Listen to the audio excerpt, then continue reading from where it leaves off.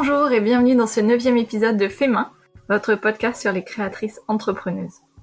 Aujourd'hui, j'accueille avec grand plaisir Caro from Woodland, que vous êtes nombreux à suivre sur Instagram et sur son blog. Caro nous parle des débuts de son aventure créative et comment elle en est arrivée à avoir son propre site e-commerce pour vendre les créations qu'elle illustre. Elle nous raconte également la genèse de son livre Verveine et l'équinoxe d'automne, qu'elle a auto-édité avec Hélène Louise. On a parlé également fabrication éthique, ce que ça veut dire pour Caro, et moi c'est des sujets qui me tiennent très à cœur. Et travaillant dans le milieu des réseaux sociaux, on a évidemment beaucoup parlé de ce sujet et de marketing digital avec Caro. Elle nous donne plein de conseils opérationnels pour avoir un compte qui progresse. Écoutez bien. Et Caro a également partagé avec nous les podcasts qui l'inspirent, et c'est également mes podcasts préférés, c'était trop marrant de voir qu'on a les mêmes goûts. Allez, c'est parti pour ma conversation avec Caro from Woodland. Bonjour Caro. Bonjour Mélanie. Je suis ravie que tu aies accepté mon invitation, je suis super contente. Moi, je suis très honorée que tu aies pensé à moi parce que en plus, je suis une grosse consommatrice de podcasts. Donc voilà, c'était un peu un rêve de faire un podcast, tu vois. C'est vrai? Ah, c'est trop cool. Ouais, merci. Bon. Alors, pour démarrer, est-ce que peut-être on peut démarrer par le début? Comment tu as commencé à créer et comment toute cette aventure de ton blog, de ton compte Insta avec une grosse communauté, comment tout ça, ça a démarré? Waouh. En fait, ça a commencé. En fait, déjà, quand j'avais la vingtaine, j'avais déjà eu un autre blog qui Ouais. s'appelait Caro Hebdo à l'époque. C'était un blog plutôt axé beauté bio. Tu sais, je testais des produits, je faisais des revues, etc. C'est un blog que j'avais tenu pendant une année de chômage et qui marchait bien, ça m'avait bien éclaté. Mais en fait, au bout de 2 ans, j'avais fait le tour du sujet, je me sentais bloquée par ce sujet-là. En fait, je voulais aborder d'autres choses, mais D'accord. donc j'ai complètement abandonné ce blog. En plus, j'ai changé de travail à ce moment-là. Enfin, j'ai retrouvé du boulot du coup. Et pendant des années, j'ai un peu arrêté tout ça. Et petit à petit, là, donc dans mes missions de travail, j'ai dû faire du community management. Mmh. Donc j'ai d'abord, en fait là, ça fait 6 ans que je suis dans ma boîte. J'étais community manager simple exécutant au début, mais je gérais des très très grosses communautés avec des millions de fans, etc. Donc ça m'a mis dans le bain des réseaux sociaux très vite. J'ai vite compris le Ouais. fonctionnement, etc. Mais j'étais assez frustrée, si tu veux, j'étais dans un sujet qui était le high-tech. C'était un Mmh. sujet que je maîtrisais pas de bout en bout, et du coup j'avais envie de créer mon propre univers à moi.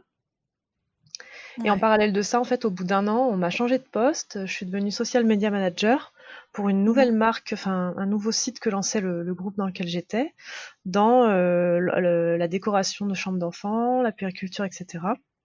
Et là, en fait, j'ai dû tout créer, les réseaux sociaux, toute la stratégie, les partenariats, etc. Tout faire grossir la communauté. Et là, ça m'a réouvert à la déco, ça m'a réouvert à plein de choses parce que le milieu de la petite enfance est passionnant, franchement. Ouais. Je Ouais. sais pas, je sais pas comment l'expliquer, mais enfin, quand tu vas sur Pinterest et tu tapes déco de chambre d'enfant, mais t'as des choses extraordinaires. Sur Instagram, Ouais. les mamans, elles font des trucs de malade. Et ça m'a redonné envie, en fait, de créer, de m'y remettre, etc. Donc moi, c'était pas du tout, j'ai pas d'enfant, hein, c'était pas là-dedans que je voulais faire.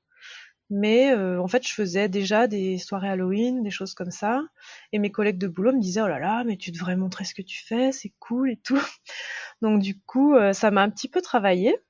Et moi, à ce moment-là, dans mes passions, j'étais plutôt dans les livres. Donc en Ouais. fait, je me suis lancée dans ce qu'on appelle Bookstagram.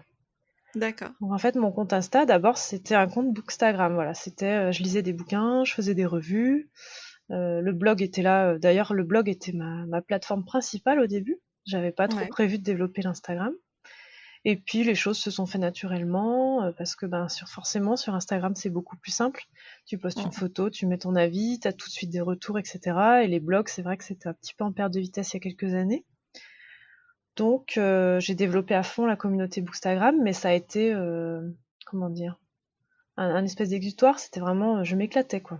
Je m'éclatais, j'ai rencontré plein de filles géniales. C'est là que j'ai rencontré Hélène d'ailleurs, avec qui j'ai fait le livre.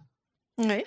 Et en fait, petit à petit, j'ai commencé à parler de d'autres sujets, mais je m'en suis pas trop rendu compte, tu vois. J'ai fait un post sur justement mes soirées d'Halloween, ma déco de Noël, et puis je voyais que les gens aimaient bien, et moi j'étais contente parce que c'était quelque chose que je pouvais pas du tout partager avec mes amis, qui sont pas Ouais. trop dans ce délire-là. Donc, du coup, bah, ça m'a encouragée. Et petit à petit, j'ai parlé de plus en plus de sujets, j'ai parlé beaucoup de développement personnel. Euh, et, euh, et après, ben, je crois que c'était un jour de l'an, il y a 3 ans, avec une copine, on faisait un anti-jour de l'an, genre on veut pas faire la fête ni rien. Et je lui ai dit, ben moi, je veux faire des cartes de vœux, je veux faire moi-même mes cartes de vœux, etc. J'avais dû voir ça sur Insta, tu vois. Et j'ai ressorti ma palette d'aquarelle de lycée. Et là, en fait, elle, en plus, ma copine, elle était en plein drame sentimental. Et moi, là, je peignais mes petites cartes de vœux et tout. Et là, j'ai eu la révélation. Et en fait, j'ai passé toute ma soirée à peindre. Je trouvais ça génial. Enfin, j'en avais rien à faire que ce soit le jour de l'an, tu vois. Ouais, Et ouais. du coup, les jours qu'on suivit, eh ben, je me suis lancé des petits défis. Et en fait, pendant 6 mois, tous les soirs, je peignais. Tous les soirs, je faisais de l'aquarelle. Alors, tu sais, je reproduisais des trucs que je voyais, des choses de Mhm. créatrices que j'aimais bien, etc. Et je me disais, oh là là, mais ça me fait trop du bien, ça me vide la tête. Enfin, et petit à petit, je m'améliorais, donc ça m'encourageait. Et un jour, j'ai posté une aquarelle sur Insta, qui était une aquarelle d'automne. C'était pour fêter l'arrivée de l'automne. Mhm. Et il y a plein de filles qui m'ont dit, mais tu la vends, elle est trop bien et tout. Et moi, j'étais là, bah non, enfin, c'était juste ma peinture, tu vois. Et puis bon, bah, je me suis fait enfin, j'ai eu beaucoup de messages. Après, j'ai mes collègues de boulot qui m'ont dit, ah, bah, tu devrais peut-être quand même la reproduire un petit peu et tout, voir un peu, quoi. Donc, du coup, c'est ce que j'ai fait. J'en ai tiré, je crois, 20 exemplaires, une petite carte postale, tu vois. Et je les ai vendus en message privé, parce que j'avais pas du tout de plateforme, j'avais rien. Et c'est Mhm. tout parti. Donc après, j'ai fait un retirage. C'est encore tout parti, tu vois. Et petit à petit, comme ça, cette année-là, j'avais fait aussi. Du coup, je me suis dit, bon, bah, je vais essayer d'en faire une pour Noël. Pareil, c'est tout parti en message privé, etc. Donc, gérer ça, tu vois, en message privé, avec mon tableau Excel et Ouais, tout, ouais. c'était la galère.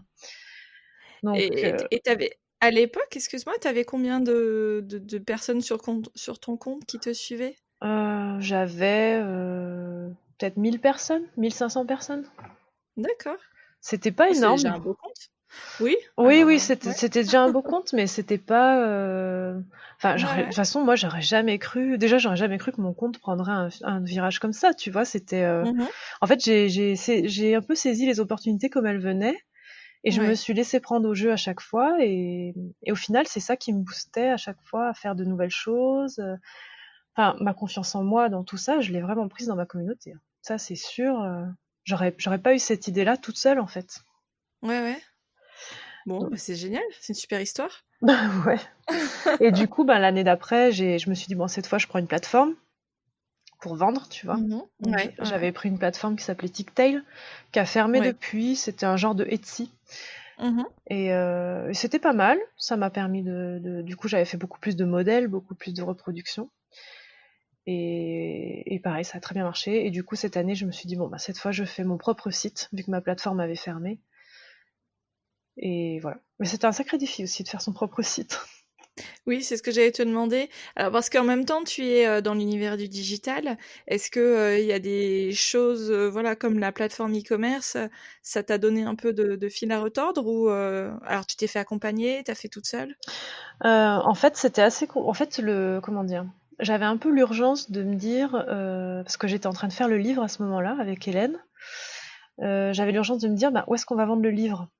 Et Hélène, elle avait pas du tout de plateforme, elle allait pas du tout dans le digital, donc c'était enfin, tu D'accord. vois, c'était pas à elle de gérer ça.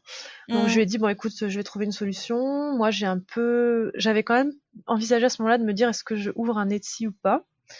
Ouais. Et puis, j'ai pas des super bons échos de Etsy par rapport à d'autres créatrices. Je trouve qu'ils Mmh. profitent de leur position de leader, vachement pour Mmh. taxer, les créateurs. Et C'est du clair. coup, je me disais, puis j'ai jamais vu de livre se vendre sur Etsy, donc je me disais autant, ça c'est pas possible. Ouais. Donc je me suis dit: «Il faut que je crée mon site». Alors j'ai vu qu'il y avait plein de solutions, où en fait tu peux créer ton propre site avec des plateformes comme Shopify, Big Cartel, et cetera. Mmh. Mais pareil, ils prennent une grosse commission, tu pas indépendant, tu limité à un certain nombre de produits, et cetera. Donc je me suis renseignée, et j'avais déjà mon blog sur WordPress, mais je me disais: «Bah, faut que je fasse une extension, e-commerce de mon blog en mettant un plugin». Mmh. Un plugin e-commerce, ça s'appelle WooCommerce. C'est un plugin Tout qui est à en fait. fait le plus utilisé Ouais, au ouais, je monde. connais. Mmh. Et donc c'est quand même un peu technique parce que en fait mon blog était sur WordPress.com et quand tu as un blog là-dessus, tu n'as pas la main sur le code, etc. Donc je me suis dit, Parce qu'il est hébergé par WordPress, en fait. Tu l'avais pas hébergé toi-même, c'est ça? voilà, ouais, c'est ça. Donc D'accord. du coup, j'ai dû créer un autre site sur WordPress.org. Ensuite, j'ai migré tout mon contenu.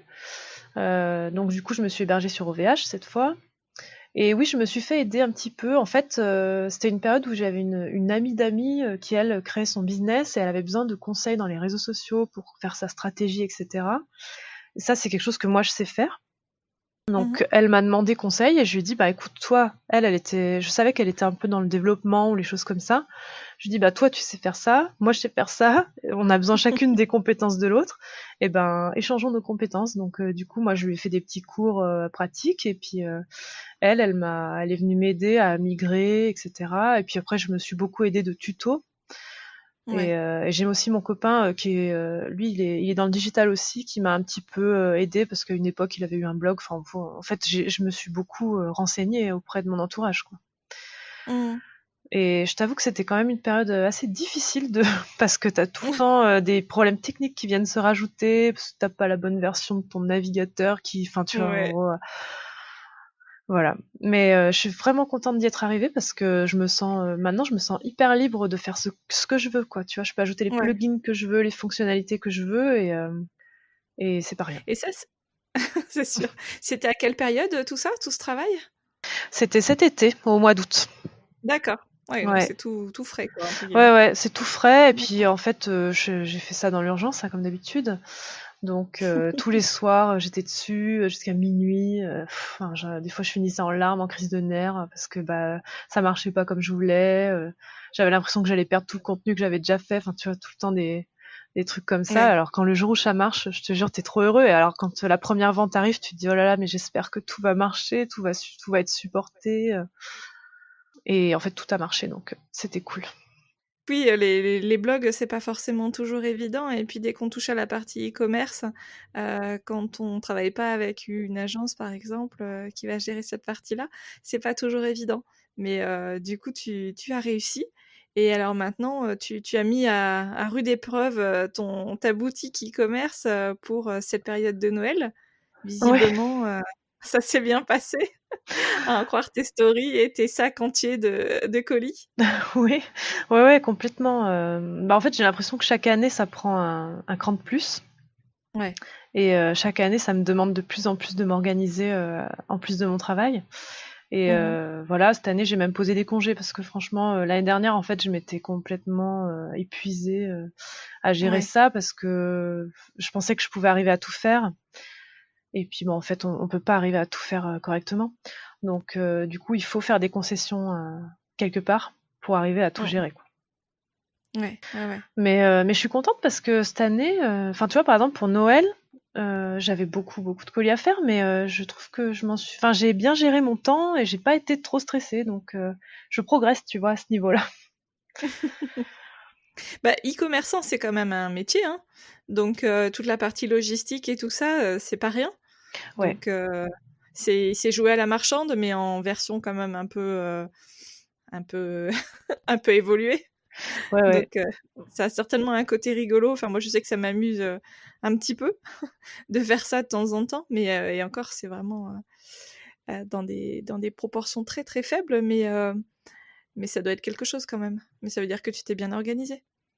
Bah oui, en fait, je pense que à chaque fois, tu apprends, de ton année Ouais. précédente, tu vois? Et tu essayes d'optimiser tes process, tes achats, en amont, pour Mmh. que, quand arrive le moment où tu dois gérer ça, et ben, tout est plus organisé. Là, tes produits, évidemment, sont très liés à l'automne et à l'hiver et la préparation de Noël et tous ces moments, chaleureux qu'on a envie de vivre au coin du feu.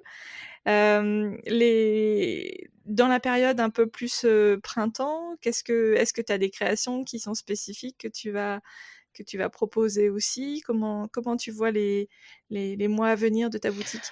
Bah, je t'avoue que les autres années, j'y ai pas du tout réfléchi parce que vu que c'était, un à côté de mon travail, Je me disais, bon, Ouais. bah, les mois où je suis moins inspirée, ou c'est surtout que quand je faisais des grosses saisons, automne, Noël, j'étais arrivée en janvier, en fait, je suis épuisée, j'ai la créativité à Ouais. zéro. Et du coup, je me forçais pas du tout à reprendre une créativité ou à une productivité ou quoi que ce soit, parce que je me disais, bon, bah, de toute façon, c'est mon loisir, tu vois. Donc, je suis pas obligée de faire des collections toute l'année du tout, voilà. Mmh. Mais je t'avoue que ça me travaille quand même de pas abandonner ça pendant les 6 prochains mois. Et j'ai des idées. Donc après, je vais voir. Enfin, en fait, j'ai tout le temps des tas d'idées. Donc, j'ai un carnet rempli d'idées de collection, de choses que je pourrais faire.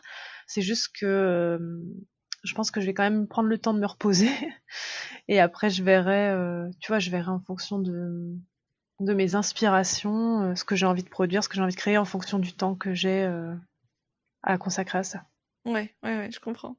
Et comment ça t'est venu, l'idée de décliner, tes créations sur des objets? Par exemple, le mug, super joli qui a l'air d'être, très qui a l'air de s'être vendu, pardon, comme des petits pains. Oui. Comment ça s'est Oh passé? bah ça c'est moi j'adore les mugs. Donc ça je pense que ma D'accord. communauté le sait. Mais Mmh. moi j'adore les mugs. En fait j'adore la papeterie, j'adore les beaux objets et j'adore surtout les illustrations qui sont déclinées sur les beaux objets. Du coup c'était assez naturel pour moi parce que j'aime bien aussi expérimenter tout le temps des nouvelles choses et du coup bah, l'année dernière j'avais fait des bougies par exemple. Voilà. Mmh. C'était assez chouette. Après, c'est très chronophage les bougies à produire. Enfin, ça prend beaucoup, beaucoup de temps parce qu'il faut toutes les faire. Comparé à un mug ou à des cartes où en fait tu fais la première et puis après, ben, est reproduction, tout est reproduit. Mais des Mmh. bougies, c'est vrai qu'il faut toutes les faire, toutes les étiqueter. C'est encore un autre travail. Et puis à envoyer, c'est un peu comme les mugs. Si ça, c'est comme les mugs, c'est à envoyer, c'est quand même plus compliqué niveau logistique. Oui, que des Ouais. cartes, à plat, Donc il ouais. faut bien Mmh. s'organiser. Non, bah, en fait, c'est que j'aime bien tester des nouveaux formats. Je pense que je testerai encore d'autres choses. Tu vois, je testerai d'autres matières de mugs, je testerai des carnets, je testerai des semainiers. Enfin, j'ai des tas d'idées. Je ferai d'autres livres certainement. J'aime bien expérimenter parce que j'aime bien apprendre tout le temps, tout le temps, tout le temps, tout le temps. C'est un moteur pour moi. Ouais. Ouais, ouais, c'est ce qui fait avancer, ouais, c'est un moteur, ouais, c'est ça, c'est exactement Mm. ça. Comment ça a débuté cette histoire de livre avec Hélène? Ah, bah, ça a débuté l'automne dernier parce que je cherchais. Moi, j'adore l'automne. Hein, je pense que c'est ma saison préférée. Oui, Et ouais. en fait, je cherchais des livres. Tu vois, à Noël, on a plein de livres qui sortent sur le thème de Noël, sur les fêtes, Ouais. etc. Et en fait, je cherchais des livres sur Mmh mh. l'automne et j'en trouvais pas vraiment qui me plaisaient parce que c'était soit des trucs sur les vampires et tout ça, enfin, tu vois, ou sur les sorcières, mais vraiment ados ou Mmh. adultes. Soit c'était des livres pour bébés sur l'automne avec 3 feuilles. Enfin voilà, qu'est-ce que c'est qu'une feuille, qu'est-ce que c'est qu'un arbre, etc. Et il n'y avait pas vraiment d'entre-deux un peu enfantin où tu as vraiment tout le folklore de l'automne, etc. Donc je me suis dit, bon, bah, faut que je le crée, tu vois, voilà. Et donc j'en parle à Hélène, parce qu'en fait, Hélène, c'est vraiment une de mes meilleures rencontres d'Instagram. On parle beaucoup, très souvent, on était très copines. J'adore j'adore son intelligence, son humour, je trouve qu'elle est très fine, voilà. Et elle est beaucoup plus âgée, donc comment dire, elle a une maturité, une connaissance des choses qui me rassure beaucoup. Elle va m'en vouloir de dire ça, je pense. Elle va me dire: «Oui, tu me traites de vieille». Ouais, c'est ça. Non, tu as dit âgée, c'est pas vieille. Et tu as pas dit senior non plus, donc C'est ça va. vrai, c'est vrai. Et Hélène, elle travaille aussi, hein, elle est vétérinaire, elle est pas du tout, dans la D'accord. littérature, mais enfin Dans l'édition, ouais, c'est ouais, ouais. son hobby. Sa Voilà, c'est passion. sa passion. Elle avait déjà sorti d'autres livres et j'avais déjà lu un de ses livres moi, donc je savais, si tu veux, le style d'écriture qu'elle avait. Mmh. C'était pas une Mmh. novice dans ce domaine-là. Et si je faisais un Mmh. projet comme ça, je voulais pas le faire avec, une novice parce que moi-même je suis novice dans mon domaine et donc il me fallait quelqu'un qui sache ce qu'il fait, tu vois? Que j'ai pas à driver. Ouais. Donc en fait, c'est bien tombé, donc je lui ai proposé. Elle m'a dit, «Bah OK, ça me dit bien» et cetera. Bon là, c'était l'automne dernier, donc c'était il y a hyper longtemps, hein, donc on s'est dit: «Bon, bah, on s'en reparle au printemps». Moi, entre-temps, j'ai déménagé, j'avais pas du tout le temps et finalement, fin du printemps, je lui dis: «Bon, bah, je sens que j'ai envie de me remettre à peindre là, allez, on s'y met». Et donc c'est comme ça que ça a commencé et après il a fallu trouver, toute l'organisation de comment on fait pour travailler à 2 à distance et créer un livre? Et ça, Ouais. Parce que alors toi, tu es à Lyon et Hélène, elle est elle en est où? Bretagne. D'accord. Donc c'était, ouais, c'était pas possible, tu vois, qu'on se voit et qu'on travaille ensemble. Donc il fallait trouver Mmh. vraiment une manière de communiquer fluide pour, nos échanges, une méthode, tu vois, pour faire des Mmh. allers-retours, et qu'on ait rapidement des réponses parce que sinon tu avances pas, sur ton travail. Et en fait, on a trouvé, enfin, en gros, ce qu'on faisait, c'est qu'on se mettait d'accord, en fait, on s'est mis d'accord, si tu veux, globalement sur l'histoire, les personnages. Après, on s'est mis d'accord sur les prénoms des personnages principaux. Et après, elle était totalement libre de faire son Mmh. histoire. J'avais vraiment confiance, dans ce qu'elle allait faire. Et elle m'envoyait, 10 pages par-ci, 10 pages par-là. Et quand moi je recevais ces pages, je lui disais: «Bon, bah, là, tu vois, j'imagine que je pourrais faire tel élu, tel élu, tel élu». On se mettait à peu près d'accord sur la place que ça prendrait sur la page parce que, ben, moi je dessinais à l'échelle. Tu vois? C'est-à-dire que tu D'accord. c'est pas la même, enfin, tu vois, tu dessines pas de la même façon si tu dois faire une page complète, un A4 vertical, tu Mmh. vois? Plutôt que si tu dois faire une demi-page où là, c'est plus une illustration horizontale, quoi. Donc on se mettait d'accord comme ça et après, ben, je me lançais, je lui envoyais le croquis. Elle me disait: «Oui, non, là, tes proportions, elles vont pas trop». Enfin, tu vois, elle me guidait un petit peu et Mmh. elle m'a fait refaire des trucs, 10 fois, j'étais au bout de ma vie. Mais en fait, ça m'a fait enfin, beaucoup progresser, pour le coup. Ça t'a Ouais, c'est ça, ouais. Mmh. J'ai dû faire en tout une cinquantaine d'illustrations sur, tu D'accord. vois, du mois de juin au mois de septembre, quoi. Donc ça a été intensif. Et voilà. Et après, donc on a dû, bah, en fait, on s'est dit, comment dire? On s'est jamais dit qu'on allait le faire éditer par quelqu'un. Ouais, par une maison d'édition. Bah, non, parce qu'en fait, on se disait, bah, en fait, on s'est même pas posé la question, si tu veux. Mais si on s'était posé la question, on se serait dit: «Bon, bah, oui, mais du coup, on dépend de la réponse de quelqu'un pour le produire», tu vois? Ouais. Et Ouais, et je nous, on voulait comprends, qu'il ouais. sorte cet automne, tu vois? On était là, très décidés sur notre projet. Donc on s'est dit: «Bon, bah, on va tout faire nous. On va tout faire nous». Moi, vu que je suis un peu dans le digital quand même, je connais un peu Photoshop, là, le logiciel de mise en page, je le connaissais pas du tout pour le coup, InDesign. D'accord. Donc j'ai, 2 copines du travail qui sont venues un midi, qui m'ont fait une démo, qui m'ont un petit peu formée et tout. Une autre amie, qui travaille dans une mairie, qui fait des mises en page de journaux, qui m'a dit: «Bon, tiens, tu devrais faire comme ci, comme ça». Et après, ben, comme ça, j'étais à peu près autonome, tu vois? Et j'ai pu, faire moi-même la mise en page. Mais ça, c'est un gros travail aussi, hein. Franchement, honnêtement, éditeur, c'est vraiment un métier. Ouais, c'est un métier, c'est ça, ouais. Ouais. Non, non, c'est fou. Mais de son côté, Hélène, elle gérait, si tu veux, toutes les corrections, de son texte. Elle avait des relecteurs. Ouais. Mmh. Elle avait des gens qui la relisaient, qui lui disaient de reprendre, ci, ça, que les choses étaient pas cohérentes. Enfin, tu vois? Donc du coup, elle a géré sa partie de son côté. Et après moi, donc je gérais plutôt la partie, conception. Et après, elle avait son mot à dire, hein. J'ai jamais rien fait, sans la consulter. Oui, oui. Mais Ouais, c'est un vrai travail ouais, d'équipe, ouais, quoi. complètement. Et en plus, on est vraiment complémentaires. C'est-à-dire que moi, je maîtrisais bien toute cette partie, conception physique du livre, on va dire, Mmh. et surtout, promotion. C'est-à-dire que je savais quand on devait communiquer sur quoi, tu vois? Quand c'est qu'on devait en parler aux gens. Mmh. Moi, enfin, c'était sûr qu'il fallait qu'on en parle, tout de suite aux gens et qu'ils suivent l'aventure avec nous.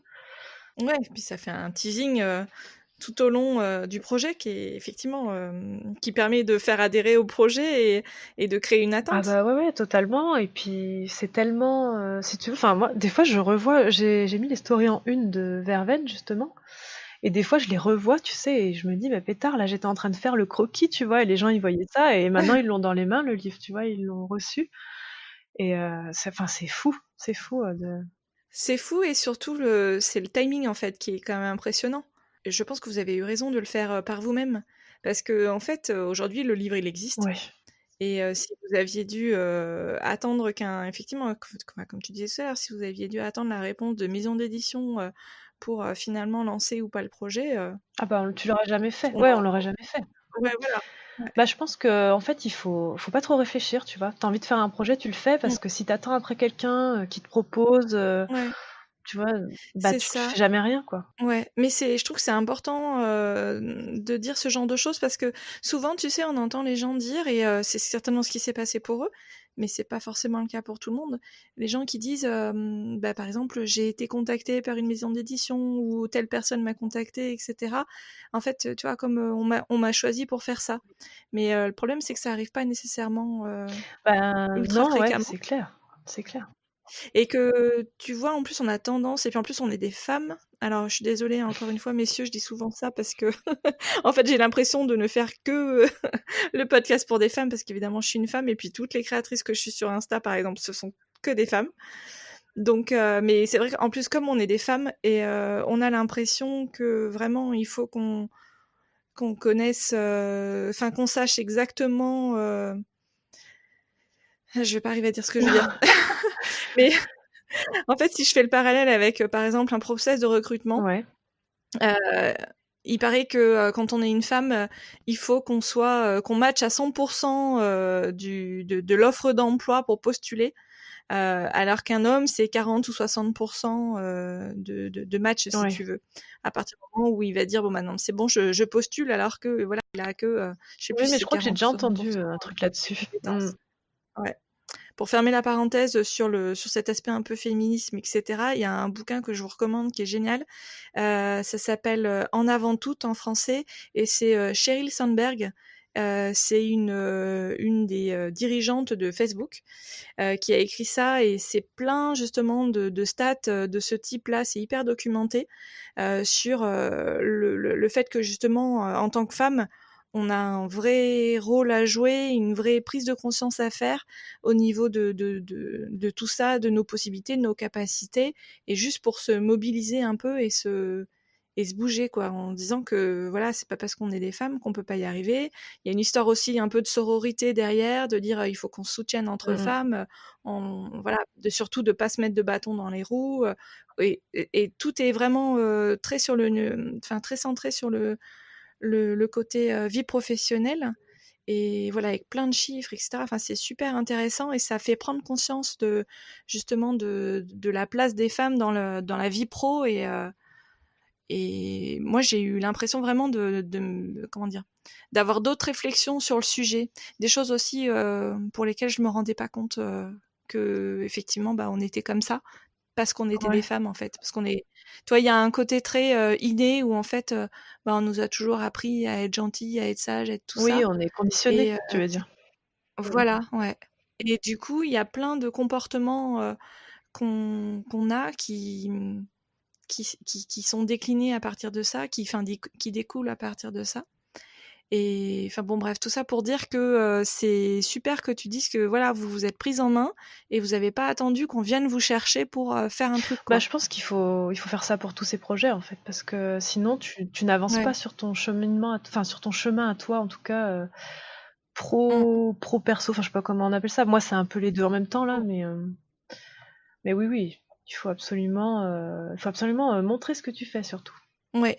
Être fier de ce qu'on fait et le Ouais. valoriser. Ouais, ouais, complètement. C'est super, c'est vraiment un chouette retour, parce que c'est vrai qu'on a toujours l'impression, que tout est arrivé, aux personnes, tu vois, pas servi sur un plateau, parce que c'est toujours le fruit Oui, d'un mais que c'est un travail, peu le d'un long destin qui a décidé travail. pour elle, tu veux dire? Enfin, en gros, quelqu'un les a Voilà, ouais, ouais, contactés ouais, et voilà, et effectivement, il y a pas une éditrice à chaque coin de rue, à chaque coin d'un compte Instagram, et qui va dire: «Ah bah tiens, je t'ai repéré, j'aimerais, faire un livre avec toi», bah, ça serait le rêve, mais bah, je sais pas en fait parce que, tu sais, moi je suis beaucoup du coup de mon passé de bookstagrammeuse, je suis beaucoup mmh, tu sais tous les comptes, Paye ton auteur, tout ce que dit Samantha Baïf, je sais pas si tu la connais sur, le statut des auteurs, non. illustrateurs et cetera en France et honnêtement, enfin c'est pas glorieux quoi. C'est-à-dire que quand un livre est édité, c'est ni l'auteur ni l'illustrateur qui gagne la plus grosse partie, du Ah ça, revenu, c'est clair, ouais. alors que c'est sans eux, je veux dire, rien ne se serait fait. Donc finalement, C'est ouais, clair. donc finalement, est-ce qu'il vaut pas mieux être enfin, tu vois, gérer tout soi-même et bon, par contre, tu as la logistique à gérer et puis tu pas la force du marketing de la maison d'édition et ni la distribution, mais bon, au moins Ouais, tu maîtrises tout de bout en bout. exactement. C'est bien pour ça qu'ils se rémunèrent, je pense, très Mmh. grassement. Mais enfin, je suis désolée si je voudrais pas écorcher l'orgueil de certaines personnes ou de certains modèles économiques, mais c'est vrai que c'est juste hallucinant quand tu vois la répartition des revenus, entre les auteurs, les illustrateurs et puis tout le reste. Ouais.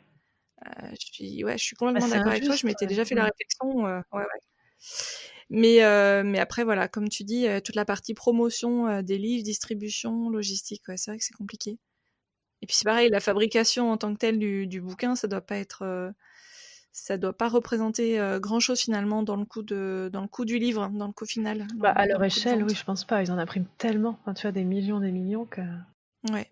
Donc en tout cas, voilà, un beau projet mené de bout en bout, directement par vos soins, et voilà, on n'est jamais mieux servi que par Tout soi-même en à fait. fait. Bon. Et est-ce que tu as d'autres loisirs créatifs que l'aquarelle, que l'illustration? Alors moi, je fonctionne assez par période. Donc en ce moment, c'est ma période aquarelle, tu vois. Mais c'est pas dit que ça Ouais. dure toute ma vie, parce que je suis assez exploratrice. Et du coup, par exemple, avant l'aquarelle, j'étais à fond dans un peu tout ce qui était déco, rénovation. J'aimais bien patiner des meubles, des trucs comme ça. Ouais. Avant, Un peu ouais, bricolage. bah, j'ai toujours bricolé, hein, depuis l'enfance. J'ai toujours adoré dessiner. Je dessinais tout le temps, tout le temps, tout le temps. Euh, et ado, j'ai même eu une période où je voulais être dessinateur de BD, je me souviens. Puis j'ai tout Ça me fait abandonné. penser à Ah ma ouais. fille. Et j'ai tout abandonné pendant mes études. Pendant 10 ans, j'ai plus du tout touché un pinceau. Est-ce qu'à un moment donné, tu te souviens avoir fait le choix d'avoir fait une autre enfin, d'avoir choisi une carrière spécifique pour toi en dehors de cet aspect artistique? Ben, en fait, j'ai jamais pensé que je pourrais vivre de ça. Parce que finalement, j'ai eu ma Ouais, période où je voulais être dessinateur de BD, mais ça m'est passé parce que je me suis passionnée pour le cinéma quand j'étais ado et je voulais absolument être critique de film. Je voulais travailler à Studio Magazine, tu vois, d'accord. c'était mon rêve. Et du coup, je suis partie faire une fac de cinéma. Et après, j'ai enchaîné, en fait, je me suis réorientée en cours d'études en com. Je suis partie en communication dans les nouveaux médias. Et finalement, je me suis passionnée pour la com. En fait, j'étais à fond. Je voulais absolument bosser dans une start-up parce que j'avais des amis à Paris. C'était le tout début des start-up. Et j'avais des copines qui bossaient dans des agences à Paris. Elles me disaient que c'était génial, qu'il y avait que des jeunes, qu'il y avait tout à faire. Et c'est vrai qu'il y avait tout à faire. Et du coup, bah, j'ai un peu oublié mes passions à ce moment-là. Et Mhm. c'est plutôt maintenant où je me dis, si je devais me faire une reconversion, j'opterais pour quelque chose de créatif. Ouais. Parce que bah, maintenant, j'ai exploré toute cette voie numérique, digitale, etc. Je pense que des fois, j'ai du mal à y trouver du sens aussi. Donc, revenir à quelque chose de plus concret me plairait bien. Après, bon, bah, je me laisse le temps de la réflexion, hein. Mais c'est vrai qu'avec l'essor de mon compte et de mes ventes et tout ça, ça me fait forcément réfléchir. Bien sûr. Et quand tu dis avoir plus de sens, c'est par rapport à ton activité actuelle et les produits dont tu assures la promotion? Oui, bah en fait, dans le sens où, comment dire, j'adore mon boulot. Je me suis beaucoup épanouie, tu vois, parce que j'avais beaucoup de challenges à relever, j'avais une équipe super autour de moi, etc. Mais c'est vrai que par exemple, quand tu es community manager, tu es jugé sur est-ce que les gens vont liker ton post ou pas.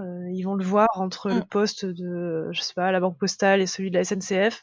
Et si ce moment-là, ils sont énervés ou que le post d'avant leur a pas plu, ben, ils vont pas le liker. Ou alors ils vont s'exciter en mettant un commentaire méchant, etc. Et tu te dis, toi, ton employeur va te juger là-dessus, tu vois. Est-ce que ça a vraiment du sens, ça? Enfin, Ouais. en plus, les likes, c'est tellement, ça veut rien dire. Enfin, tu vois, C'est ça, c'est volatile et c'est ça. Moi, Oui, j'avais lu oui. une étude qui disait que 90% des gens sont des, comment dire?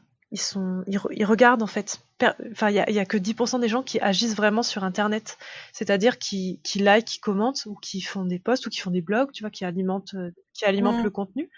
Mais qu'en gros, 90% des gens sont en consultatif et ne like même pas. Et ça veut pas dire qu'ils te suivent pas ou qu'ils t'aiment pas. Mais bon, voilà, c'est comme ça. Donc en fait, tu te dis, moi j'ai un métier où je suis jugée là-dessus, mais en fait, c'est pas représentatif de la réalité. Mm. Donc des fois, c'est ça que je te disais, le sens est pas Ouais, toujours ouais. clair. Mm. Ouais, ouais.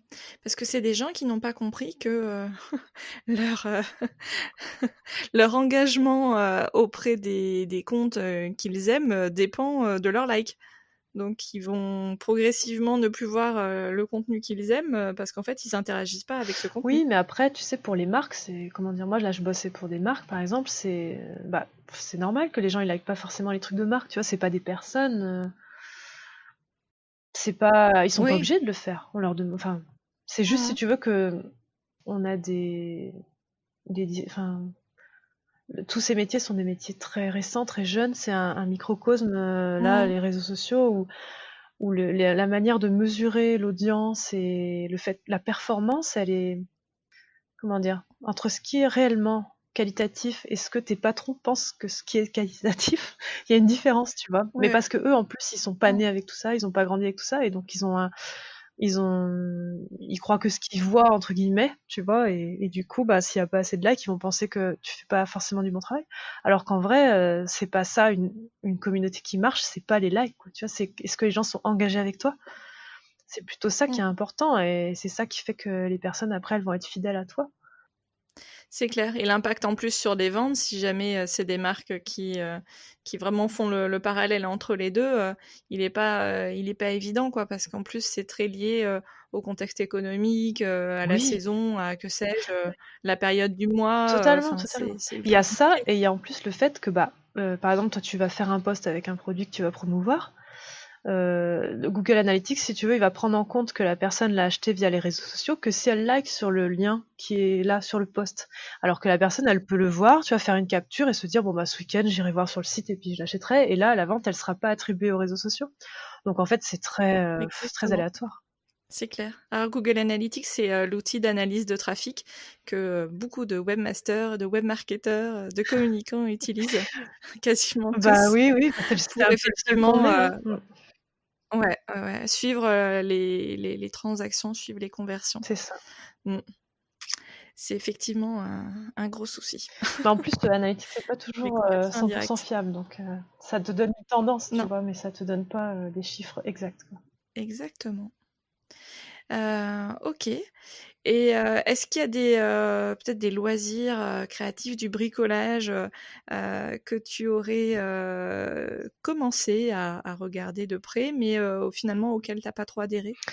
Euh, Alors, par exemple, ce que je fais pas du tout, moi, c'est les bijoux. Je suis pas du Ouais. tout créatrice de bijoux. Enfin, ça m'a jamais trop attirée. Parce que j'en porte pas, je pense, c'est surtout ça.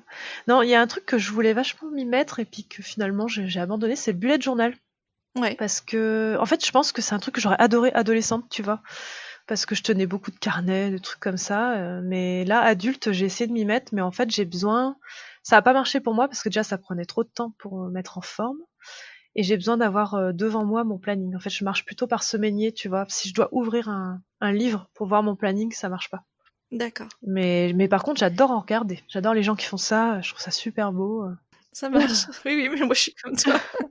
Je rigole parce que je suis un peu comme toi, effectivement, sur le principe, je trouve ça génial, et oui, j'ai fait comme toi, j'ai commencé à m'y mettre, et puis finalement, maintenant j'ai juste un petit carnet. Alors j'ai un semainier pour le travail, mais j'ai un petit carnet, vierge, et je note au fur et à mesure, je fais enfin je bref, comment expliquer? Oui, mais je vois. Bah, c'est un genre de Juste pense-bête, sur quoi. voilà. Ouais, bah, non, mais un peu plus vraiment sous la forme d'agenda, mais simplement où j'écris juste, le jour, la date, et je laisse un peu de place, pour chaque journée, et c'est tout, en fait. Et après je rajoute mes trucs à la main, et cetera, mais j'ai pas le système de, tu sais, de petits carrés ou de ronds Oui. ou de je sais pas quoi. Enfin, je trouve ça, voilà, ça Bah, dans me l'idée, c'est top. Mais c'est vrai que de le faire, tu vois, c'est ouais. plus compliqué. Mmh. OK, et toute la partie, art du fil, comme on dit, le tricot, la couture, tout ça, c'est des choses, la broderie, Bah, je suis pas encore tombée dedans. Mais ça, c'est sûr que je m'y mettrai un jour. Et le jour où je vais m'y mettre, je vais être à donf. Enfin, tu vois, limite, je vais abandonner l'aquarelle pour faire ça. Je me connais, je suis ouais, un peu extrême. Mais alors, ouais. j'adore regarder la broderie sur Insta, par exemple. Ça me fascine, hein. Je trouve qu'il y a des filles qui font des choses extraordinaires. C'est du dessin en fil, quoi, tu vois. Ouais, et illustrer, enfin, comment dire? Éditer du tissu avec, tes illustrations pour, un petit peu à la manière de Letty Bricole. Alors, dans un univers très différent, mais c'était ma première re invitée sur le Oui, podcast, je l'ai écouté, ce podcast. donc on lui fait un coucou Coucou à Letty. Letty. Donc, tu vois, ce principe, en fait, vraiment de te servir de tes illustrations pour éditer du tissu, qui va servir derrière à des couturières, qui vont vouloir, rentrer un peu dans ton univers, et voilà, coudre des coussins, je sais pas, là par exemple, avec Letty Bricole, pour la période de Noël, elle a édité du tissu spécifiquement pour faire des pochons de calendrier de Ah l'Avent. oui. Oh bah si, j'aimerais bien. Bon, en fait, moi, tout Bon, me, bah tout voilà. me dit, hein. Franchement, j'ai envie de... Enfin, tu vois, j'aimerais... Quand je tombe dans un art qui me plaît, j'ai envie de tout explorer les possibilités qu'il y a avec ça, quoi. Ouais. Donc, pour l'instant, je fais des cartes. Petit à petit, je vais étoffer, je pense, le nombre de Mm. supports que je vais avoir. Mais après, il faut bien sûr que la logistique suive. Donc, c'est un peu ça qui fait que des fois, t'étoffes pas trop vite. Ouais. Ou... Enfin, il faut que ce soit de la qualité. Je veux dire, tu fais pas... Là, les mugs, par Mm. exemple, j'ai testé plusieurs fournisseurs. Enfin, ça n'a pas été facile de trouver celui qui allait me faire les mailles comme je voulais. Où ça allait être assez éthique dans la fabrication. Tu vois, c'est long. C'est un long Ouais. processus quand même. De bien, de... Alors là, Oui, vas-y, dis-moi. j'allais dire, tu me tends une perche. Sur la partie éthique, tu peux nous en dire plus? C'est quoi qui te tenait à cœur? Bah, en gros, je voulais pas que ce soit fabriqué en Chine, tu vois, par des enfants Ouais, ou que d'accord. je sache pas. Là, Mm. je sais que c'est une fille de mon âge qui fait ça, qui a fait ça, qui me l'a fait. Donc, D'accord. donc Qui est en Europe, en qui est en France? Europe, ouais, ouais. Qui est en Europe, on a D'accord. échangé en anglais, tout ça. Mais en fait, je sais qu'elle fait ça chez elle avec sa petite machine, tu vois. C'est pas du tout une usine qui exploite des gens. Donc, Mm. ça me rassurait aussi que ce soit comme ça. D'accord. Et est-ce que tu as fait aussi attention, toute la partie conditionnement, packaging, pour l'envoi? Alors, Déjà pour chez toi, après pareil sur l'imprimeur, est-ce que c'est des choses auxquelles tu es bah, sensible? D'avoir un imprimeur Imprimer, d'imprimer peut-être sur du papier recyclé si la qualité est bonne? si la qualité est bonne, je le fais. Mais en fait, je veux pas non plus, sous prétexte de faire du verre, avoir une Mmh. moins bonne qualité. Et pour les envois, par exemple, c'est assez compliqué parce que quand tu envoies des choses qui cassent, tu peux pas te Mmh. permettre de... Enfin, comment dire? En fait, les gens, ils veulent des choses éthiques, mais ils veulent pas payer plus cher. Donc, Ouais, bon, c'est tout le voilà. problème, actuel, Par ouais. exemple, le mug, il m'a coûté cher parce que bah, c'était quand même assez éthique. Donc du coup, j'ai dû le vendre plus cher que ce que j'aurais voulu, mais parce que ben, enfin, j'avais pas le choix. Mmh. Et pour l'envoyer, ben, comment dire, quand moi je les ai reçus, il y avait du polystyrène autour. C'est pas très éthique, c'est sûr, mais ça protège bien. Et du coup, t'as pas Mmh. le choix que de protéger comme ça. Ou alors, il aurait fallu que j'achète peut-être, je sais pas, un énorme rouleau de tissu, mais enfin, la production de coton, elle est pas non plus éthique, tu vois. Ouais, Donc au non, final, c'est pas facile de trancher pour trouver la meilleure solution. Donc en gros, moi, ce qui compte le plus, c'est que la personne, elle reçoive surtout le produit entier et qu'elle soit pas ouais. mécontente. Parce que bon, après, sinon, faut que tu lui en renvoies un, c'est coûteux. Elle est pas contente. Donc Mmh. c'est pas Ouais. facile. Je pense que petit à petit, tu vois, je vais optimiser, essayer d'avoir des choses encore de meilleure qualité, etc. Mais ça demande beaucoup de temps et surtout, faut pas faire des concessions à la légère. Ouais, mais effectivement, concession, c'est un peu le terme, que j'ai l'impression avec lequel on doit Mm. composer. Tout est histoire de compromis.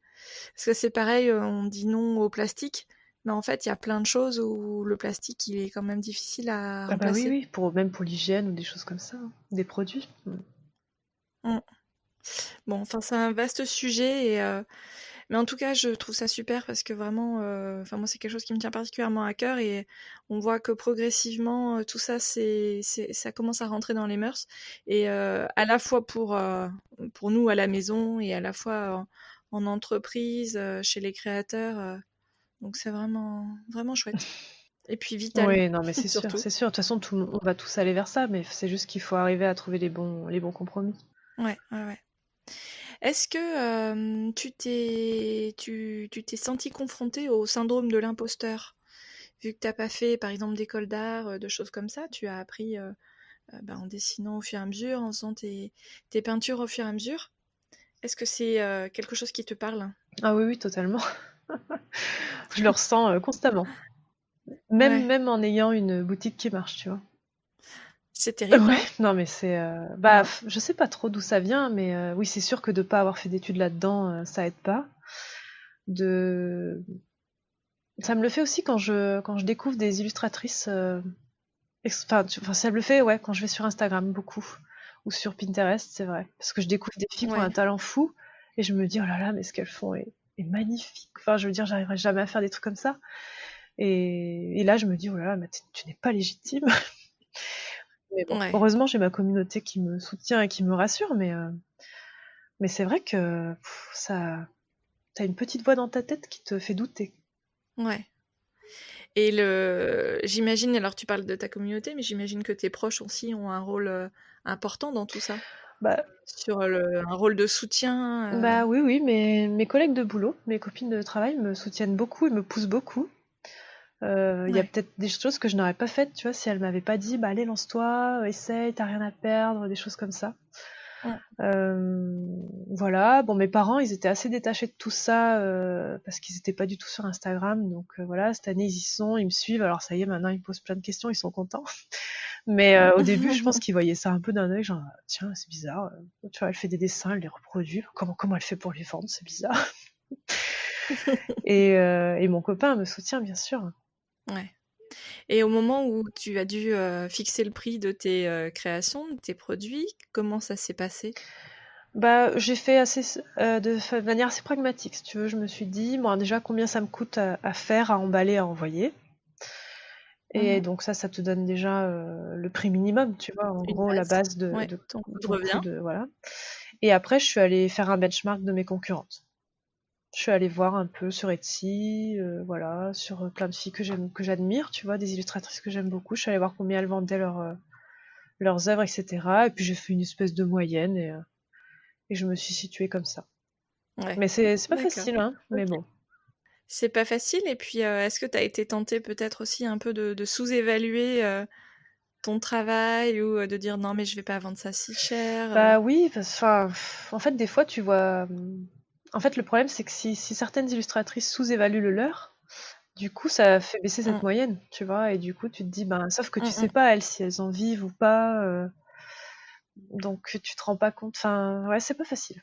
C'est pas facile, mais bon, du Ouais. coup, j'essaye d'avoir le prix juste. Voilà. Je sais pas, peut-être que des gens estiment que c'est trop cher, d'autres pas beaucoup. Enfin, ça dépend après les personnes, le ratio qu'elles ont, tu vois. Oui, et puis leur rapport à l'argent Mm. aussi et la valeur qu'elles mettent dans le fait main. Oui, aussi. Mm. Mais donc, c'est pas des retours que tu as eu. Il y a personne dans ta communauté qui t'a dit bon, t'abuses, c'est trop cher. On me l'a déjà dit pour les frais de port. Mais bon, en fait, c'est que les gens ne savent pas combien facture la poste. Ce que C'est ça surtout ça. coûte. Mm. C'est clair. Oui, oui, parce que dès que tu envoies 2-3 colis, moi c'est ce que je fais juste au boulot, et tu t'hallucines des prix d'envoi, et effectivement, on a tous été très mal habitués avec Amazon, Ah hein, bah oui, oui, totalement. Mm. parce que la livraison est gratuite, enfin, elle a été gratuite pendant des années, et donc ils ont cassé le marché, quoi. Ah bah non, mais c'est clair. Bah après, je pense que c'est pas comparable à Amazon de toute façon ce qu'on fait. Mais par contre, Amazon donne Non, des habitudes de mais consommation, c'est ça que tu veux dire? Ouais. exactement. Ouais, c'est exactement ça, ouais. Bah c'est sûr que moi, ce qui m'arrive par contre, c'est que la Poste, bah je sais pas trop ce qui se passe, mais a souvent du retard. Et du coup, j'ai beaucoup de personnes qui me disent, bah je l'ai pas reçu, faut que tu me le renvoies. Comme Amazon, tu vois, par exemple. Sauf que bah, le renvoyer, ça veut dire que moi, je repaye tout de ma poche. Donc, tu vois, j'essaie Mm, de mm. dire à la personne, mais attends un peu pour être sûr, parce que ça m'est arrivé de renvoyer et quand finalement la personne le recevait quand même. Donc, du coup, ça, c'est délicat, enfin, tu vois. Mmh. Et justement, comment tu gères cette partie un peu service client, relation client? Parce que la difficulté, je trouve, quand on est créatrice et donc j'allais dire logisticienne, mais c'est pas forcément le bon terme. C'est un peu, c'est un peu trop gros, mais où c'est toi qui gères donc Oui, à la fois tu fais finalement tout. le commerce, le service client, mais c'est aussi toi qui as fait ça de tes mains avec, ton cerveau et tout. Est-ce qu'il y a des fois où oui, des fois tu pourrais peut-être te vexer ou Oui, bah, heu alors moi, j'ai la chance, si tu veux, de travailler pour des sites e-commerce. Donc, j'ai dû le mmh faire pour mon travail. À plus grosse échelle. Tu vois, par exemple, quand tu gères des Ouais. communautés à plus d'1 million de fans, bon, bah, tu as 50 Mmh mh. messages tous les jours de gens qui te disent: «Ah, j'ai pas reçu ma commande, machin». Ça m'a un Ouais. petit peu Mmh mh. habituée quand même à gérer ce genre de choses. Mais là, c'est vrai que À répondre bah, poliment, tu réponds gentiment. poliment, mais c'est vrai que vu que c'est pas ta boîte, tu moins impliquée. Et Ouais. encore, des fois, ça me touchait au cœur alors que c'était pas ma boîte. Mais c'est vrai que quand c'est des Mmh. produits à toi, bah, c'est pas toujours facile, mais j'essaye, si tu veux, d'appliquer, ce que ma chef m'a appris ici et c'est de faire de la pédagogie. C'est-à-dire que, par exemple, tu vois, quand les mugs, ont été épuisés, en 5 minutes là, quand je les ai vendus, la semaine dernière, je me suis Mmh mh. reçue peut-être, 30 messages derrière de personnes qui m'engueulaient parce que j'avais pas prévu assez de stock, parce que je sais pas, ils avaient pas réussi à accéder au site, enfin tu vois, des problèmes techniques qu'ils ont rencontrés pour commander, etc.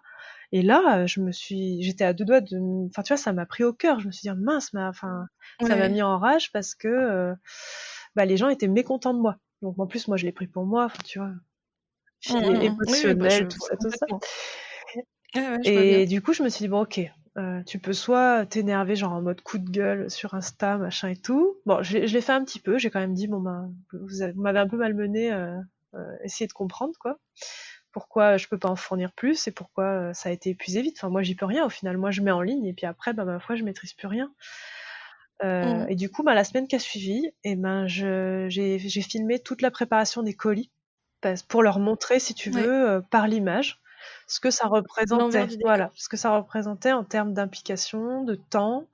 Voilà, qu'en fait, emballer des colis, ben, tu mets un quart d'heure à faire le colis, après tu mets une demi-heure à faire l'étiquette chrono, après il faut l'imprimer, après il faut, enfin tu vois, en fait, ça peut peut-être te prendre, je sais pas, 20 minutes par colis multiplié par 80 colis, bah, t'imagines le temps que ça prend. Mmh mh. Donc je pense que ça, les gens ne s'en rendent pas compte, mais si tu veux, ils s'énervent, mais ils savent pas ce qu'il y a derrière, je pense. Ouais. Donc l'idée là, c'était de leur montrer, de faire de la pédagogie sur l'envers du décor pour que les gens comprennent. Et d'ailleurs, j'ai eu plein de retours de gens qui m'ont dit ah, bah, j'imaginais pas du tout que c'était comme ça. T'as Ah bien fait ouais? de nous montrer. Bon après, c'est pas pour autant qu'ils vont pas s'énerver s'ils ont pas le produit qu'ils veulent, si tu veux. Oui, Mais la prochaine fois, ouais. bon, ça après, j'essaie de me détacher et de me dire que ben malheureusement, moi, je n'ai aucun pouvoir sur le fait qu'une personne ait le produit ou pas. Mmh mh. Mais j'ai des copines créatrices qui en souffrent beaucoup de ça.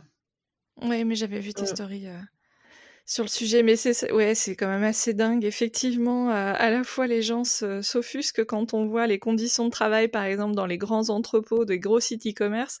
Alors, tant pis, je vais reciter Ah oui. Amazon, et puis en plus, voilà, je suis un peu contre Amazon maintenant, parce que ne serait-ce que le pas payer les impôts en France, ça Mm. m'exaspère.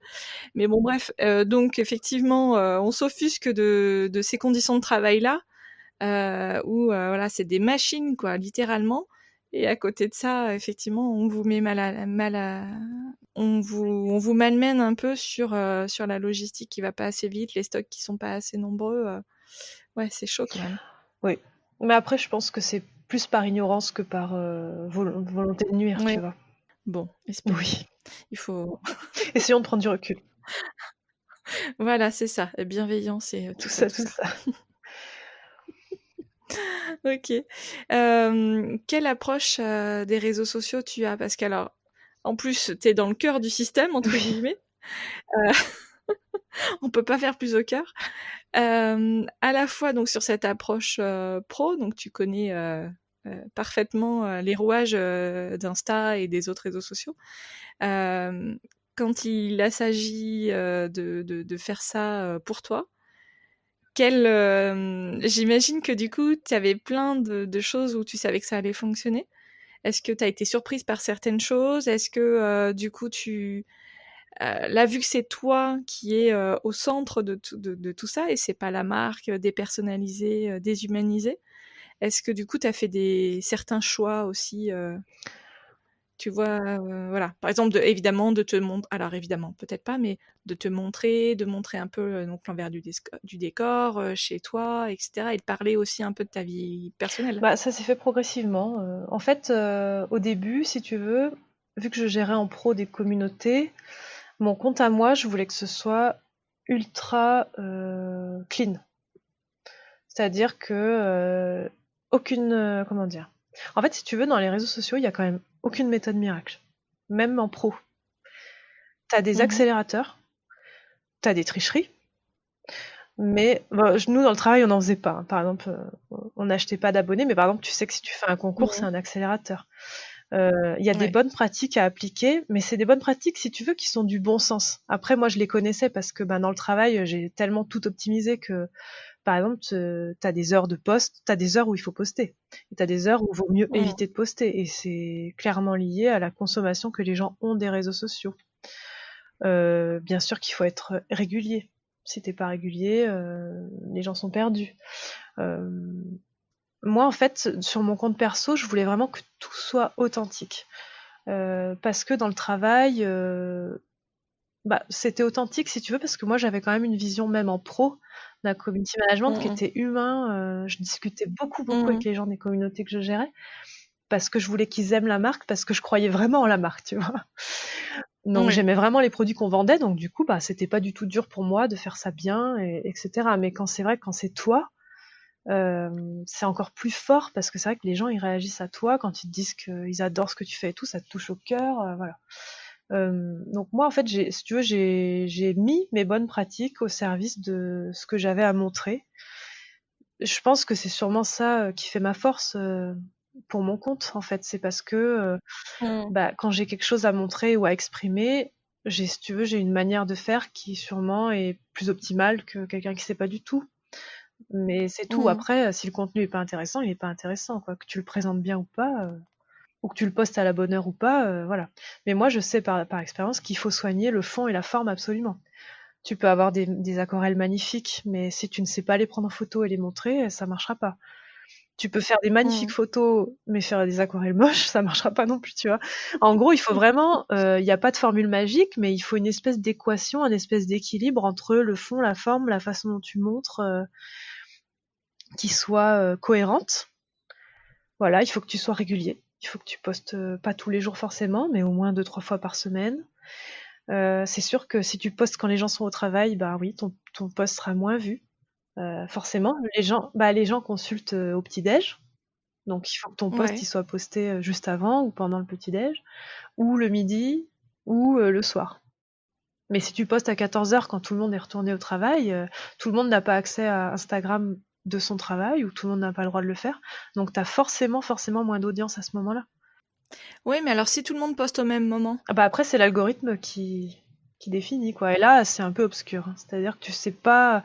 En fait, l'algorithme, lui, en gros, il va juger un peu la performance de ton post dans peut-être Ouais, quelques les minutes. premières minutes. C'est-à-dire, c'est pour ça qu'en fait, Mmh. il faut vraiment soigner ses posts et surtout ses visuels.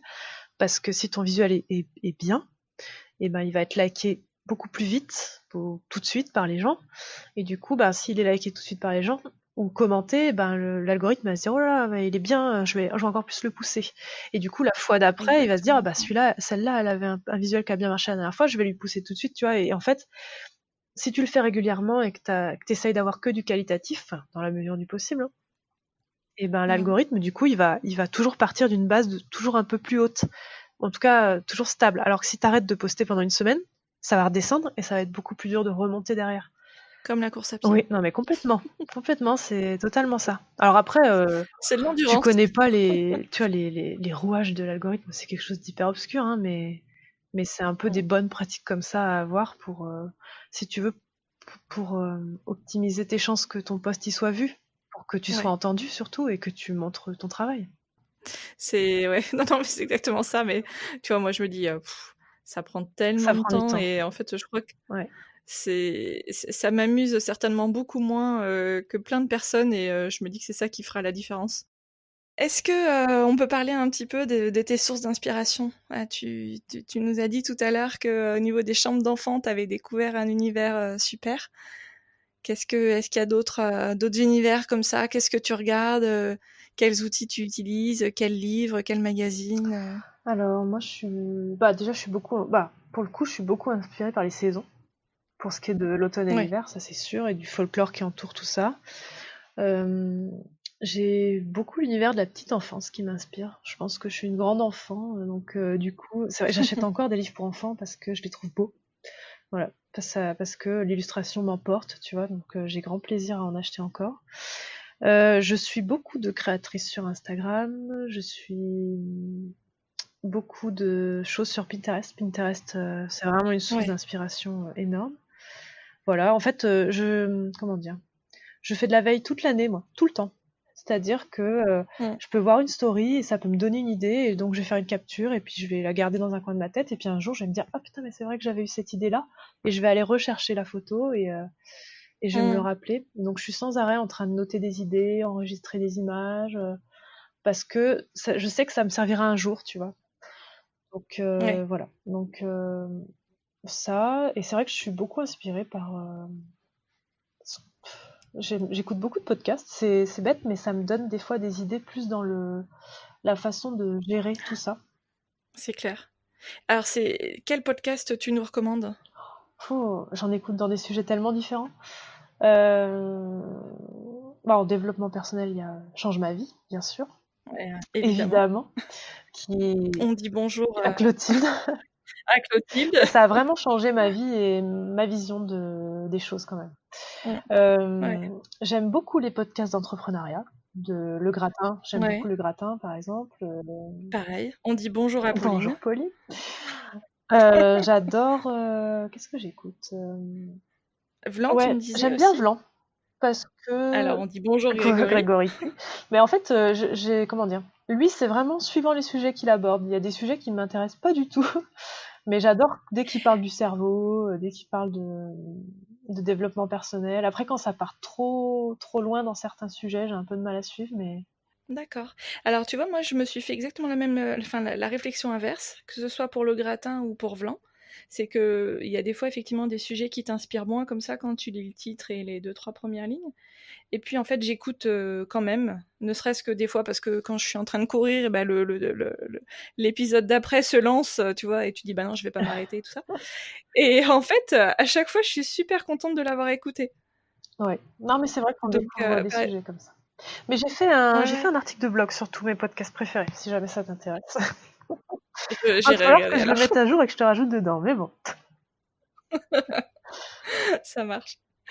Quel impact ta créativité a eu sur tes proches? Euh, Est-ce que tu as déclenché des passions, des vocations? J'ai plein de copines qui ont envie de se mettre à peindre. Ça, c'est Ouais. sûr. J'ai même une collègue de boulot qui fait de l'aquarelle. Du coup, en fait, elle m'avait aidé en plus à faire. Elle m'avait bien poussé déjà à faire tout ce que je fais. Et elle m'avait aidé à faire un peu de logistique parce que des fois, je me fais un peu aider par mes proches. Mmh. Et du coup, pour la remercier, je lui avais offert une palette d'aquarelle, tu vois, parce que je savais qu'elle avait envie de s'y mettre et tout ça, mais souvent, c'est enfin, comment dire, les personnes qui ont envie de s'y mettre, en fait, elles font un peu un blocage, elles veulent que tout de suite ce soit parfait, c'est pour ça qu'elles s'y mettent pas, tu vois. Ouais. Et elles bloquent sur le Mmh. matériel. Bon, je me dis, si déjà elles ont le matériel, tu vois, il y aura plus ça comme excuse, donc elles seront obligées de s'y mettre à un moment donné. Donc voilà, je lui avais offert le matériel, le bloc et la palette, tu vois. Et Mmh. ce serait maintenant, je leur offrirais le kit de Marie, tu vois, qui est bien. Ah ouais, Ouais. ouais. On dit On bonjour dit à Marie, bonjour à Marie, tribulation de bien sûr. Marie. Dis donc, on a salué pas mal de monde, hein. Ah ouais, c'est clair, Mais moi, des fois, en plus que je les tag bah tous. ouais, je me nourris vraiment beaucoup des gens, hein. Honnêtement, tout ce que je lis, tout ce que j'écoute, tout ce que je vois me nourrit beaucoup et voilà, Marie, tout ce que j'ai écouté dans les podcasts m'a nourri, ou tu sais, tu trouves des similitudes avec ce que tu fais, ou ça change ta vision, Ouais. tu vois, ça te donne d'autres visions, d'autres angles de vision. Ah ouais, ouais. C'est clair, mais c'est exactement pour ça que moi j'ai voulu faire aussi ce podcast, parce qu'en plus déjà je pense que je suis de nature un peu pipelette, un peu curieuse, et du coup à chaque fois je me posais 1000 questions en suivant les comptes donc beaucoup Insta, des créatrices, et je me disais mais c'est quoi son métier à côté, tu vois, quelle part de temps elle arrive à consacrer à ses créations, enfin bref, toutes les questions que je pose dans le podcast, c'est juste parce que je me les pose Oui. vraiment, quoi. C'est Bah, ça se sent. Ah, ça se sent et que tu et t'intéresses ouais, vraiment au fond des choses, tu ah ouais, bah, j'adore ça, ouais. Et est-ce qu'il y a un conseil que tu aurais aimé qu'on te donne? vois. D'oser. Franchement, je pense que ça, enfin, comment dire? Au début, j'y allais vraiment à reculons dans tout ça. Enfin, à reculons. J'adorais peindre, etc. Mais j'y allais à reculons dans le fait de me lancer, tu vois, d'imprimer mes cartes, de tenter des choses, en fait. C'est Ouais, t'avais peur d'échouer? Bah, en fait, j'étais pas sûre de ce que ça allait me rapporter, du temps que j'allais vouloir y consacrer. Et j'étais pas sûre que ça Mmh. marche, ouais, c'est sûr, en fait. C'est que, c'est vrai qu'imprimer Ouais. des cartes, c'est un coût. Euh, Mmh. ou même produire les mugs, enfin, tu vois, t'imagines même pas, tu dois avancer la Mmh mh. somme et tout. Donc, tu te Mmh. dis, d'ailleurs, c'est aussi pour ça que t'as jamais trop de stock, c'est parce que tu te dis, je sais pas trop comment ça va marcher, donc je peux pas me permettre, tu vois, de perdre trop d'argent. Donc, t'en prends un nombre limité. Donc, ouais, t'as peur d'échouer, t'as peur que ça marche pas. Bon, ça, c'est une peur qui est humaine, hein. Mais c'est vrai que maintenant, Ouais. Et ça, le livre, enfin comment dire, le défi du livre, ça m'a vraiment changé. C'est-à-dire que on est allé au bout de ce projet, on l'a vendu, on l'a sorti, on en a vendu plein, et ça m'a vraiment dit, je me suis vraiment dit à la fin de cette aventure, non mais en fait, faut toujours y aller quoi. Faut pas se poser de questions, faut le Mm. faire. Et puis même si ça marche pas, en fait, ça t'aura appris plein de trucs, et tu seras allé au bout des choses, tu vois, tu n'auras pas de regrets. Ouais, Et ouais, puis je me dis, enfin, tu vois, là on se dit, on l'a pas présenté à un éditeur, mais t'en sais rien, un jour autant un éditeur il tombe sur le livre et il se dit, ah bah dis donc, c'est il y a clair. plein en fait les éditeurs maintenant tu sais, ils scrutent vachement les livres auto-édités parce Oui, qu'ils se disent, bon bah si ça marche en auto-édité, ça marchera en étant édité, enfin mm, tu vois. Donc, c'est clair. donc en fait on sait pas de quoi la vie sera faite, et je me dis, moi au moins tu vois, c'est quelque chose de concret que je peux montrer, même si un jour je veux trouver un travail, ou bah, je pourrais dire, bah voilà, voilà, ça je l'ai fait. Ça je l'ai fait. Mon blog, ça montre ce que j'ai fait. Mon compte Insta, ça montre ce que j'ai fait. Et je me dis, c'est des choses qui valident mes compétences aussi, tu vois. Mm, mm, c'est clair. En fait, ça te fait un énorme shoot de confiance en toi, quoi. Ah ouais.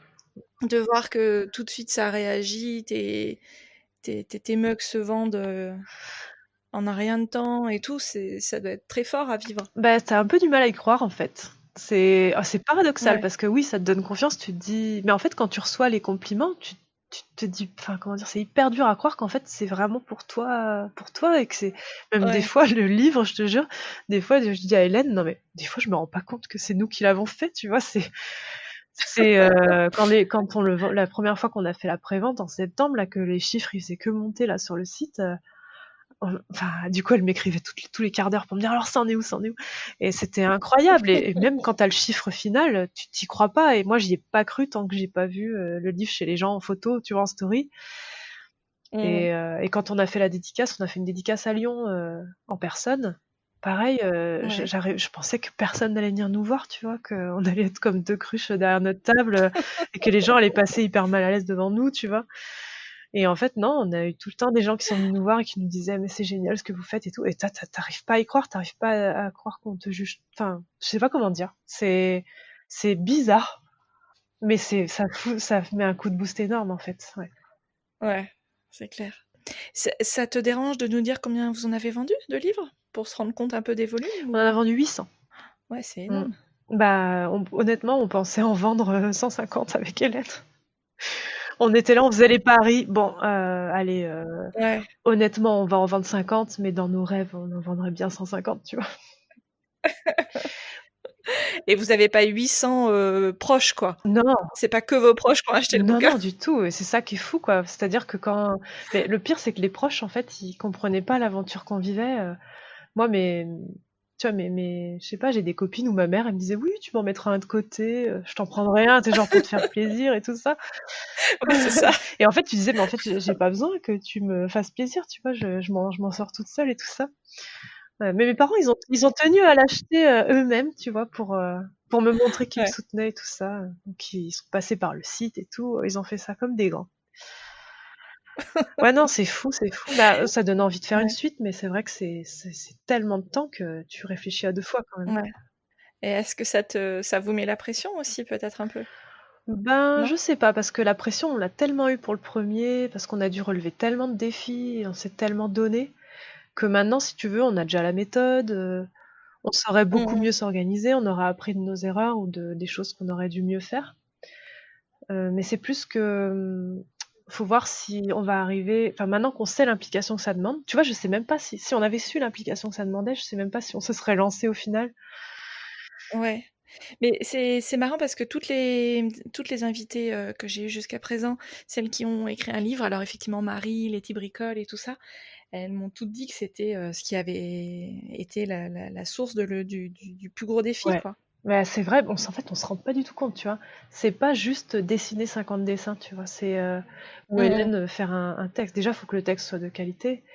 Et puis, par exemple, j'ai dû faire la couverture numérique. J'avais jamais fait ça de ma vie, tu vois. Donc, j'ai dû me créer Ouais. en numérique alors que j'en avais jamais fait.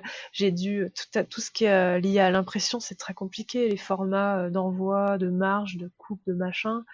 On a fait, je sais pas combien d'essais à nos frais avec Hélène, où on en faisait imprimer juste un ou deux. tu vois, Ah ouais, alors rendre c'est les plus alors c'est coûteux, ouais. hyper cher, mais en fait, c'était parce qu'on Mmh voulait être mh. sûr que, quand on allait en lancer, Ouais, ouais, je de sais la pas, si qualité, ouais. on en vendait 100, tu vois, si on en envoyait 100 à l'impression, que ça ressorte, nickel. Parce que si le papier, il buvait l'encre, tu vois, parce que c'était pas le bon papier, Mmh. si ça ressortait trop foncé, trop clair, trop machin, tout scanner, tout mettre en page. Enfin non, c'est un boulot de malade. Les interlignes, les alinéas, je me rappelle, j'avais quasiment fini la mise en page. Hélène, elle m'a dit, les alinéas, ça va pas là. Et en fait, il y avait genre 3-4 alinéas par page à refaire un par un, tu vois, sur 120 pages, et je me suis mise à pleurer. Là, j'en pouvais plus, tu vois, ça faisait des semaines et des semaines qu'on était Ouais. là-dessus, je voyais plus le bout. En même temps, je devais refaire mon Mmh. site e-commerce et tout ça. Oh, non, je te jure, j'ai beaucoup, beaucoup pleuré. Ça m'a demandé beaucoup physiquement, enfin, moralement, physiquement. Ouais, en fait, c'est un Ouais, marathon. Ouais, c'est un marathon. Je crois que je le dis sur mon blog en plus. ouais. Donc c'est ta plus grande fierté aujourd'hui? Ouais, vraiment. Mm.